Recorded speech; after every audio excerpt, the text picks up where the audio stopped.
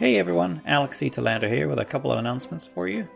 First off, the second Ostium book is out now, Ostium Book 2 Untethered, available in paperback on Amazon. This one came in at 470 pages, a lot longer than Book 1, so go ahead and get yourself a copy.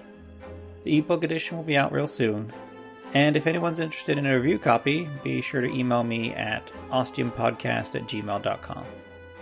Next up, we have the first installment of the Ostium spin-off short story series, Loomy Island. Part 1, Cold Tinted Windows, is out now on Amazon for just 99 cents. It's the story of Loomy's new librarian who's been brought to the Pacific Northwest for what she thinks will be an easy job. But right away, weird things start happening. And if she's learned anything in her years of going from place to place, it's that she's always brought there for a reason. And to spice things up a little, I've also recorded an audiobook version of the story, brilliantly performed by Justy G. And for everyone who purchases the ebook on Amazon, be sure to send an email to ostiumpodcast@gmail.com with a copy of your receipt, and I'll send you the audiobook for free. And stay tuned till the end to hear a sample of that very audiobook. Last announcement, Podtails. It's coming in less than a week. For those of you attending, I'm jealous. Sadly, I can't make it this year, but fingers crossed for next year. There will be an Ostium Network booth hosted by Georgia McKenzie, the voice of Monica, and Dwayne Farver, creator and writer of the first Ostium spin-off show, Manifestations. If you haven't heard it yet, go check it out and subscribe. We have a ton of stuff to give away. Stickers, cards, pins. Both Ostium books will be available for purchase for $5 each. There will also be a free limited edition postcard featuring all the shows Ostium will be crossing over with in Season 5. And there will also be a listening station set up so you can hear episodes and trailers for Ostium, Manifestations, and, pause for dramatic effect, the first 2 episodes of my forthcoming show, the Cersei Podcast. So lots of good stuff. Be sure to stop by and say hi. Okay, that's enough announcements for now. Let's get that audiobook sample started.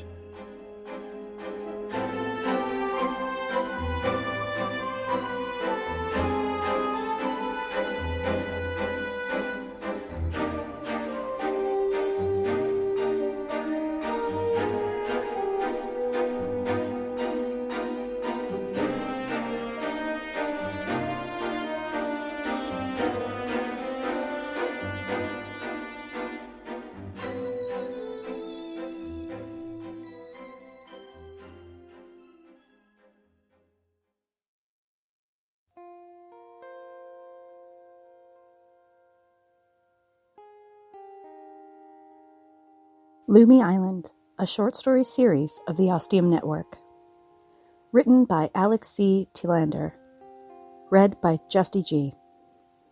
Part 1, Cold Tinted Windows. 1. I've got a lot of stories to tell. And being just a few months over 30, that's saying something. I suppose since I spend most of my days surrounded by books, that's not too surprising. Stories are my natural habitat, where I go to lose myself and forget about the real world for a while.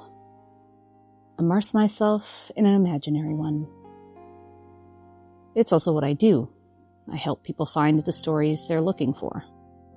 Stories about anything, really. Fiction, truth, and everything in between. They're my day job and my night joy. They keep me busy and cure my boredom. They make me laugh, they make me cry. They make me feel all the emotions, whether I want them to or not. They're beyond my control, and I'm always subject to their whim. Which is just how I like it. Stories have a way of finding me, too. Not just cool, fictional ones that blow my mind, but everyday, real-life ones. I don't exactly invite them in, like they're literary vampires. No, they just come to me. They just find me. Every time. No matter what town I'm in, no matter where I'm living, I tend to move around a lot because there's always lots of work for a person like me. One who helps others in finding their way within the pages. And once I feel my role is complete, I move on. I don't flee the stories that come for me, even the scary ones. No, I willingly accept them, nurture them however I can, with what I know, what I've learned, and then when they've reached their completion, it's time to go. No, I'm not that person who nods and says, "My work here is done," and then disappears into the darkness. Although, truth be told, I have thought about that once or twice. It's impossible not to, honestly.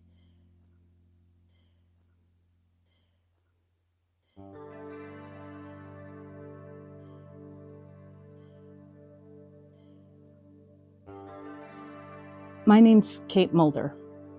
Yep. Get all the jokes out on the table right away. Yes, Kayt. That's a weird spelling for a first name. Yes, I know. It's totally my parents' fault. Yes, I could have changed it when I became an adult, but I didn't want to. Plus, the older you get, the more paperwork is required to get it done. By the time I was 3 or 4, I was talking like an adult with my parents and doing pretty good at reading. I knew that name was as much a part of me as the very organs of my body. To lose that name would be to lose the liver or the heart. It would be the end of me. I wasn't going to let that happen, even if it required some particularly tough and troublesome times in junior high and high school. Sigh. But it only made me stronger, right? No, I didn't just bury my head deeper in whatever book I was reading. I fought back. I stood up for myself. I defended my name. Because like I said, it was and it is me. It didn't always turn out so well, but I was usually left alone. Next, Mulder. I know, hit me with your spooky and Fox and all the imaginative X-Files jokes you can conjure up. You know what? I've heard them all before. So many times. Like water off a duck's back. Slip sliding away. Let me know when you're done. Okay, so let's get to the story I want to tell you today. It's a pretty long one, but I expect you knew that before we even met. Otherwise, you wouldn't have taken the time and effort to come all the way out here to the edge of nowhere to find me. Nice job with that, by the way. Not everyone is as successful as you, so congrats. The story I'm going to tell is about an island off the coast of Washington, deep within the Pacific Northwest. Real close to the Canadian border, actually, off the coast of Bellingham with Vancouver just to the north, nestled amongst the San Juan Islands. It's called Lummi Island, and this is the story that found me when I was a librarian there for 8 months of my life.